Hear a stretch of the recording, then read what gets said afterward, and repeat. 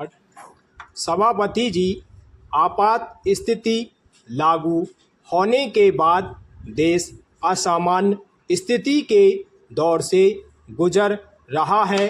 शासन में, समाज में, राजनीति में, अर्थव्यवस्था में कदम कदम पर उसी असामान्य स्थिति के दर्शन किए जा सकते हैं। मेरा अपना अनुमान ऐसा था कि इस विकट स्थिति में शायद बजट भी कुछ असामान्य ही ना हो, विशेषकर तब कि लोकसभा का जीवन 1 वर्ष के लिए बढ़ाया गया। उससे मेरे जैसे सदस्यों को यह आशंका होने लगी थी कि इस वर्ष शायद भारी टैक्स देश की जनता पर लगे, लेकिन जिस तरह का बजट पेश किया गया है, इसको अगर मैं एक शब्द में कहूँ तो यह असामान्य स्थिति में सामान्य बजट है। बहुत दिनों के बाद सरकार कुछ व्यावहारिक बनी है। कई सालों से इस बात की मांग थी कि सरकार देश आर्थिक संतुलन बनाए रखने के लिए व्यावहारिक कदम उठाए। इस बात से तो सरकार चिंतित थी कि देश में करोड़ों रुपए का काला धन जमा हो रहा है, लेकिन उसके कारण क्या हैं, किस तरीके से भविष्य में काला धन ना बने, उसको रोका जा सके, इस बात की ओर कोई विशेष ध्यान नहीं दिया गया।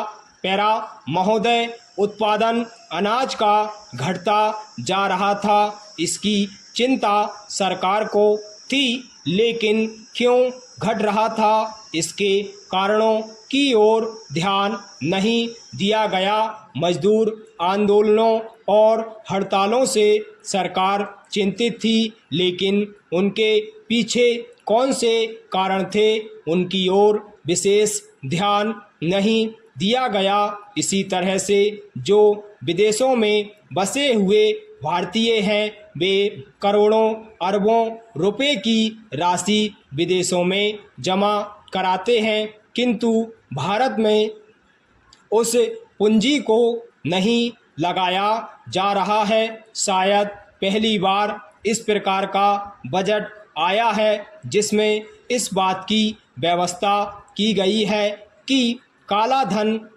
केवल निकलकर बाहर ही न आए, बल्कि काले धन का भविष्य में निर्माण भी ना हो। इसके लिए शीघ्र कदम उठाए जाने चाहिए। मैं समझता हूँ सरकार ने इसी कारण आयकर की सीमा 77% से घटाकर 66% की, लेकिन जो देश की और दुनिया की स्थिति है उसको ध्यान में रखते हुए अगर हमें सचमुच काले धन के निर्माण पर रोक लगानी है तो संभवतः इस कदम को और पीछे ले जाना पड़ेगा, जिससे स्वतः आयकर देने में या दूसरी तरह के टैक्स देने में कठिनाई ना हो और लोगों को चोरी और बेईमानी करने की आदत से